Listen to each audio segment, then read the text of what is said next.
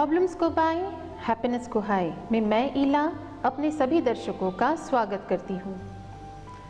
भगवान, ईश्वर, परमात्मा, खुदा, इनकी तलाश हम कहाँ कहाँ नहीं करते।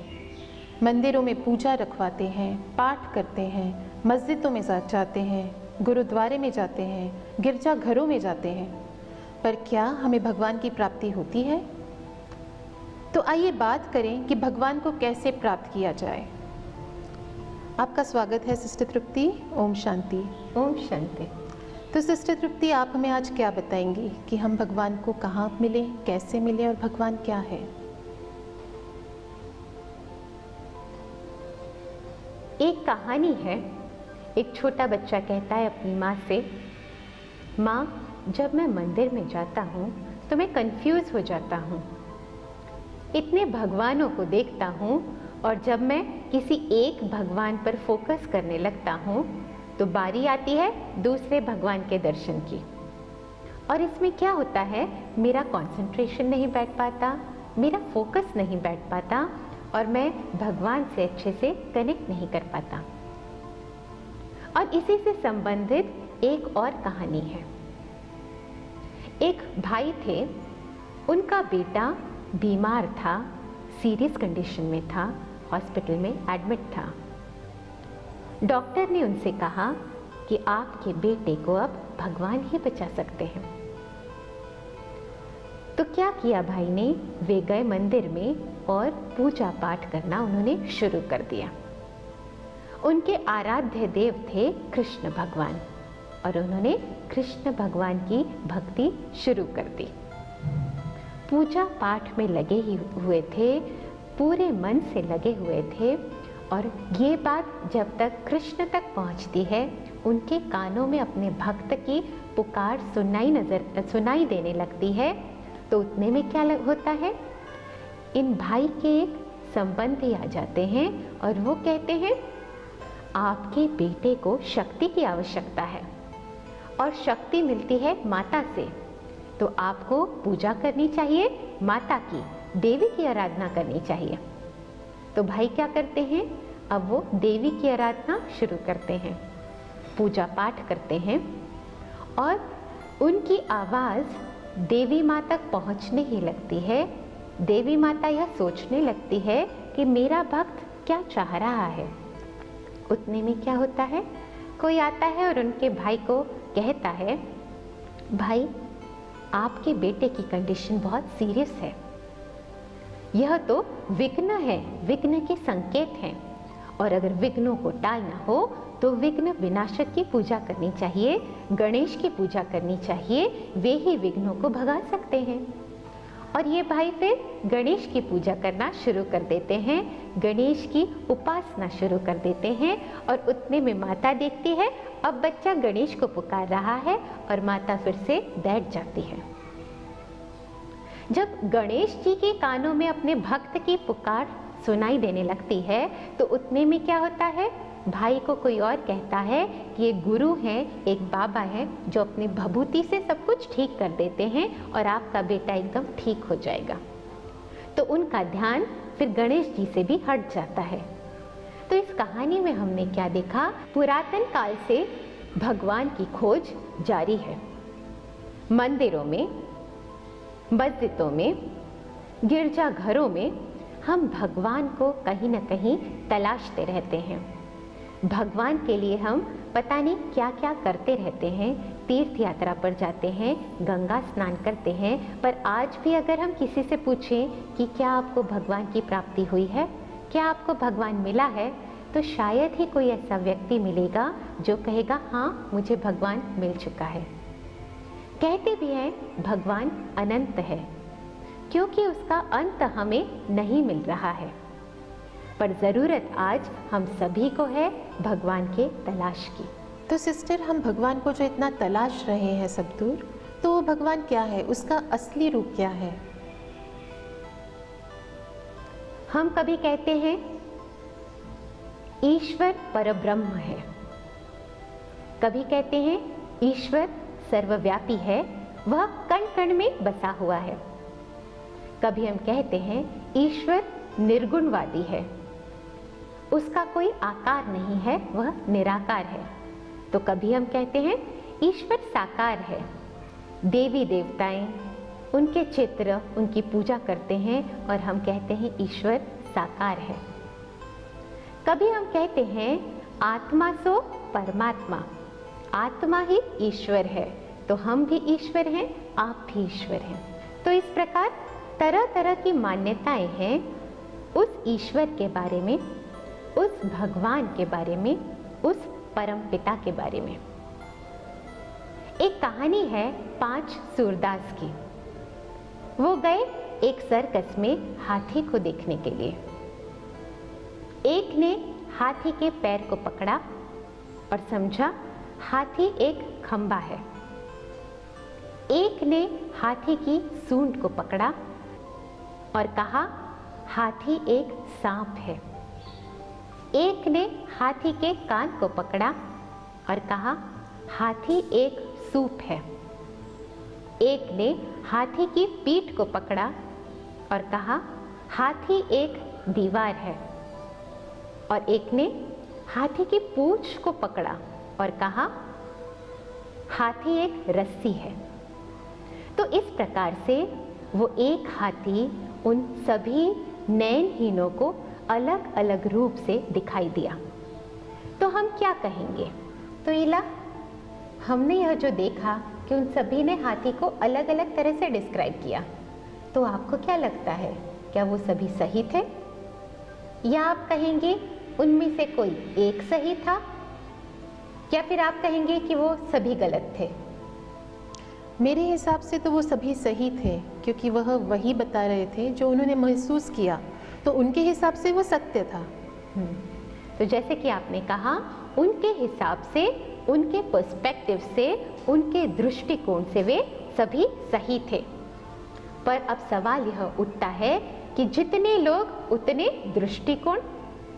और आज अगर हम देखें तो लोगों की संख्या बढ़ती ही जा रही है, उनके दृष्टिकोण बढ़ते ही जा रहे हैं। तो जितने लोग उतने पर्सपेक्टिव, उतने दृष्टिकोण और उतनी ही मतें, उतनी ही मान्यताएं भगवान के बारे में। क्योंकि भगवान या परमात्मा वह जो है, जैसा है, उसे कोई एक रूप में उसका अनुभव करता है, दूसरा उसका अनुभव किसी और रूप में करता है, तीसरा उसका अनुभव किसी और रूप में करता है। और जो उसे जिस रूप में देख लेता है या अनुभव कर लेता है, वह भगवान को उसी रूप में उसको फॉलो करने लगता है, उसे मानने लगता है। और अब हम देख रहे हैं कि इतनी मतें हो गई हैं, इतनी भिन्नताएं हो गई हैं कि कहीं ना कहीं हम लॉस्ट हो जाते हैं कि आखिर भगवान है कौन। तो सिस्टर तृप्ति, इतने सारे धर्म हैं, इतनी सारी मान्यताएं हैं, तो हम कैसे समझें कि क्या सही है, क्या गलत है, कौन भगवान है, कहाँ भगवान नहीं है? ये इसका अंतर हम कैसे करें? तो हमने जैसे देखा इला कि इतनी सारी मान्यताएं हैं और हमें यह जानना है कि हम भगवान के असली रूप को कैसे जानें। तो अब हम इन मान्यताओं की बात नहीं करेंगे, बिलीव्स की बात नहीं करेंगे। अब हम आपसे बात करेंगे कसौटी की, माना तराजू की, बैलेंस की। हमें क्या करना है? हमें कुछ पॉइंट्स को देखना है और उन पॉइंट्स को कसौटी पर देखना है कि कितने खरे उतरते हैं। और ये जो पॉइंट्स हैं उनको तराजू पर तोल कर ही हमें पता चलेगा कि भगवान है क्या। तो अब हम जिन पॉइंट्स के बारे में बात कर रहे हैं उसमें सबसे पहला पॉइंट है, भगवान जो भी होगा, ईश्वर जो भी होगा, वो सभी धर्मों को मान्य होगा। हिंदुओं का भगवान अलग, मुसलमानों का अलग, क्रिश्चियंस का अलग, यह हो नहीं सकता।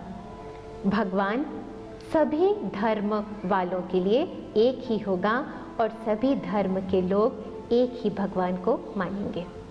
ईश्वर वह है जो सर्वोच्च है, उससे ऊपर कोई और न हो।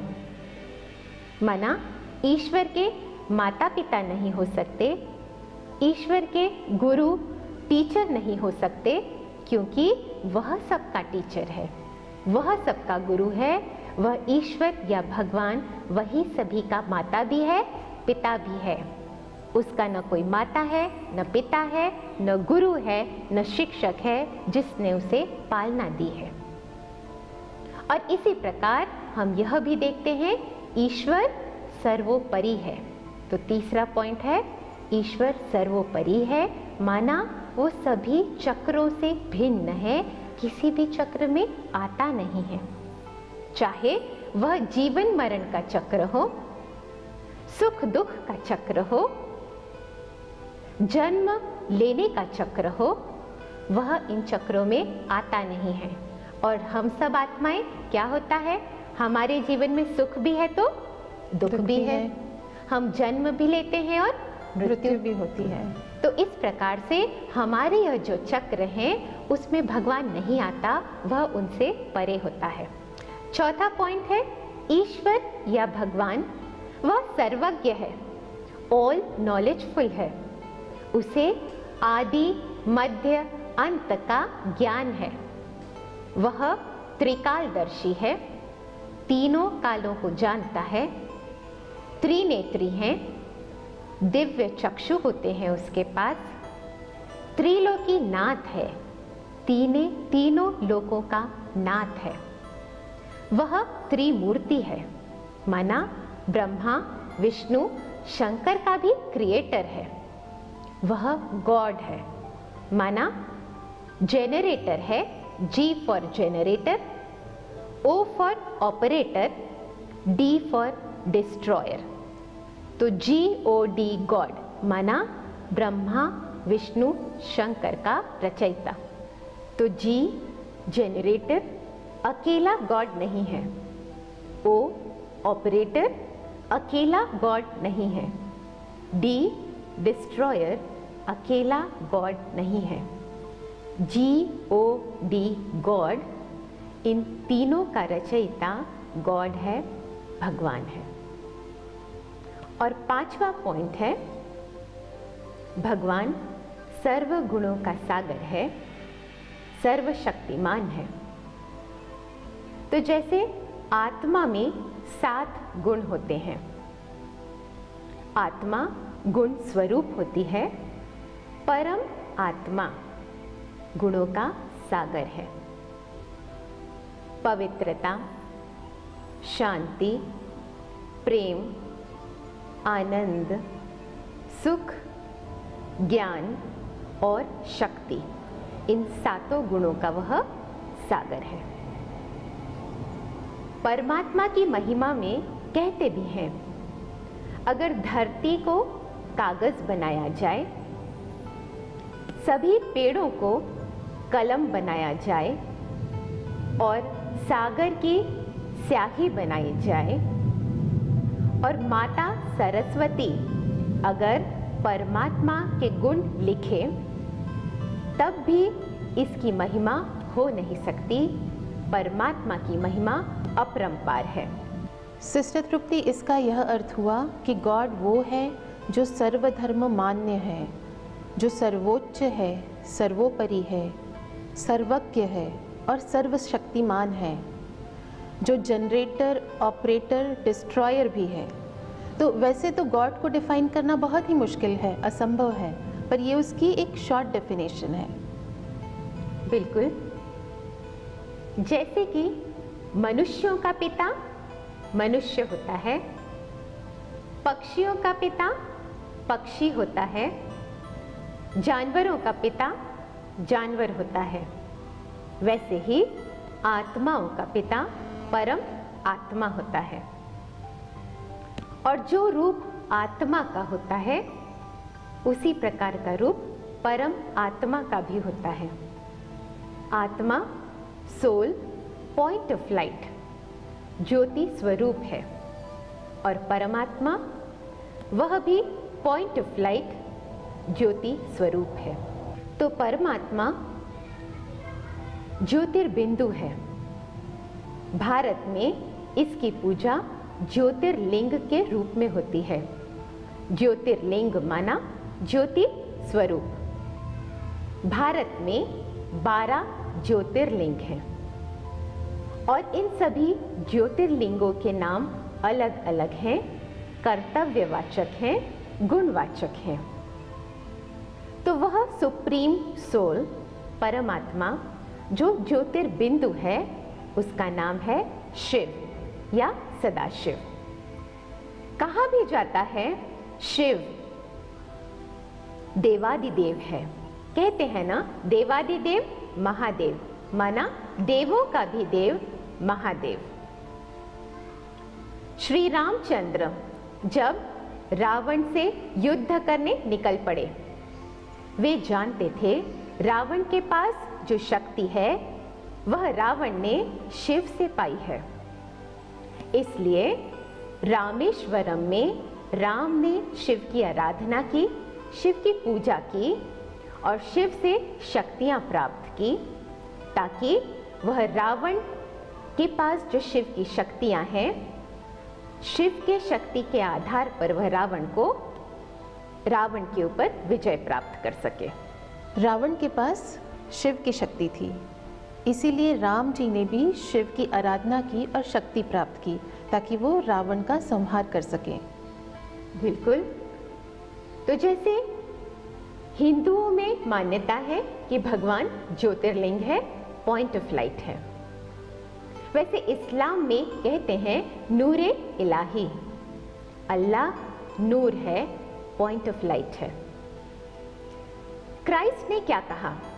क्राइस्ट ने कहा I am son of God, और गॉड कौन है? God is point of light. Christ ने ये नहीं कहा कि आई एम गॉड, पर उसने कहा गॉड इज लाइट। इसलिए चर्च में भी कैंडल जलाई जाती है, लाइट जलाई जाती है।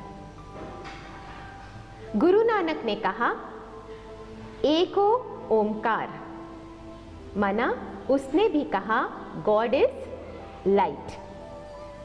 पारसियों का भी कहना है गॉड इज लाइट, ज्योति स्वरूप है।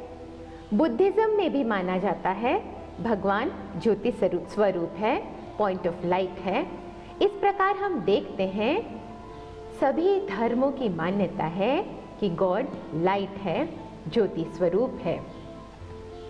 तो अगर हम देखें परमात्मा जो ज्योति स्वरूप है, अगर हमें उसका परिचय पाना हो तो हमने देखा परिचय में हम कहते हैं मेरा नाम यह है, मेरा पता यह है, मेरे गुण ये हैं, मेरा कर्तव्य यह है। तो गॉड, परमात्मा का परिचय क्या हुआ? परमात्मा का नाम शिव है। परमात्मा का धाम, एड्रेस, परम धाम है। परमात्मा की क्वालिफिकेशंस, गुण, वह सातों गुणों का सागर है। पवित्रता, शांति, प्रेम, आनंद, सुख, ज्ञान और शक्ति इनका सागर है। वह सर्वशक्तिमान है और उसका कर्तव्य क्या है? दुखों की दुनिया का परिवर्तन करके सुखों की दुनिया की रचना करना। तो हमने देखा आत्मा एक ज्योतिर्बिंदु है, पॉइंट ऑफ लाइट है, गुण स्वरूप है, और परमात्मा वह भी पॉइंट ऑफ लाइट है, वह भी ज्योति स्वरूप है, पर वह गुणों का सागर है। और आत्मा और परमात्मा के मिलन को, आत्मा और परमात्मा के जोड़ को, आत्मा और परमात्मा के योग को ही राजयोग कहते हैं। इसे ही मेडिटेशन कहते हैं। सिस्टर तृप्ति के साथ हमने आज परमात्मा के बारे में चर्चा की। सिस्टर तृप्ति ने हमें बताया कि गॉड की डेफिनेशन क्या है। गॉड है जनरेटर, ऑपरेटर, डिस्ट्रॉयर। हम सभी आत्माएं गुण स्वरूप हैं और जो गुणों का सागर है वो है परमात्मा। तो आत्मा और परमात्मा के मिलन को ही हम राजयोग कहते हैं।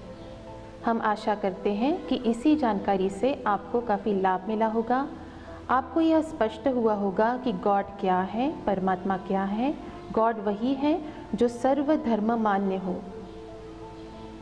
इस महत्वपूर्ण जानकारी के लिए मैं शुक्रिया अदा करती हूँ सिस्टर तृप्ति का। थैंक यू सिस्टर तृप्ति। आज के लिए बस इतना ही। हम फिर मिलेंगे, तब तक के लिए ओम शांति।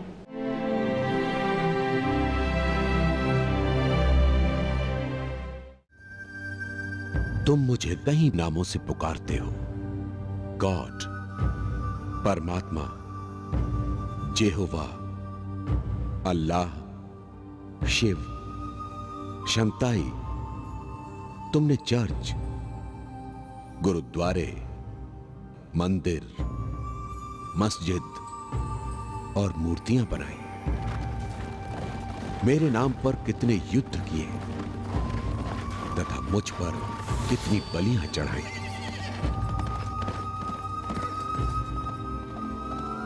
तुमने मुझे कण कण में कह सर्वव्यापी बना दिया। जब संकट और दुख की घड़ी आती है तो तुम मुझे याद करते हो और सुख के दिनों में भूल जाते हो। तुमने जन्म जन्मांतर देव रूप में मेरी पूजा की, फिर भी मुझे जानते नहीं। गुरु गोसाई लोगों ने मानव मात्र को मेरी राह दिखाने की कोशिश की, परंतु किसी को मैं प्राप्त नहीं हुआ। मैं ही तुम्हारी माता और मैं ही तुम्हारा पिता हूं। मैं ही हूं जिससे तुम सारे संबंध जोड़ सकते हो। तुम्हारी तरह न तो मेरा जन्म ही होता है और न ही तुम्हारी तरह मैं कभी मरता हूं। मैं एक ज्योति हूं। मेरा स्वरूप अति सूक्ष्म बिंदु के समान है, जिसे स्थूल नेत्रों से नहीं देखा जा सकता। तुम सब भी मेरी तरह ही अति सूक्ष्म ज्योति बिंदु हो। मेरा धाम शांति धाम है, जहां सर्वत्र शांति ही शांति है। एक समय तुम सब भी उसी सुनहरी दुनिया में मेरे साथ निवास करते थे। फिर वहां से आकर इस स्थूल दुनिया में शरीर धारण किया। तत्पश्चात तुम्हारी जीवन कहानी प्रारंभ हुई। समय के बीतने के साथ साथ तुम मुझे और अपने घर को भूल गए। मैं पुनः आया हूं तुम्हें समय के महत्व और रहस्य को बतलाने के लिए। मैं पुनः अवतरित हुआ हूं तुम्हें वो सब कुछ याद दिलाने के लिए जिसे तुम भूल चुके हो। मैं पुनः आया हूं तुम्हें प्रेम, शांति और शक्ति से भरपूर करने। याद करो, याद करो।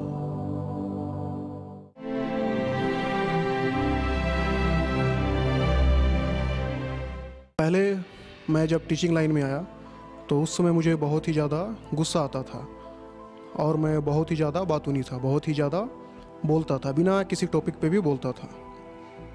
उसके कारण स्टूडेंट्स मेरे से बहुत ही ज़्यादा नाराज़ थे और जो मेरे सहयोगी कॉलीग थे उनके बीच में तालमेल अच्छा नहीं था।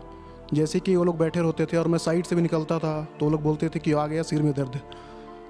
तब जब से मुझे बाबा का ज्ञान मिला, पिछले वर्ष ही मुझे बाबा का ज्ञान मिला और मैं बाबा के ज्ञान में आया और मैं सेंटर जाना शुरू किया और मेडिटेशन करना शुरू किया, अमृत वेला शुरू किया, मुरली क्लासेस अटेंड करना शुरू किया। तब से मेरे अंदर चेंजेज आना शुरू हो गया। अब मुझे गुस्सा बहुत ही कम आता है। स्टूडेंट्स मेरा आजकल बहुत ही सहयोग करते हैं, मेरा रिस्पेक्ट करते हैं। मेरे सहयोगी भी आजकल मेरा बहुत ही सहयोग देते हैं।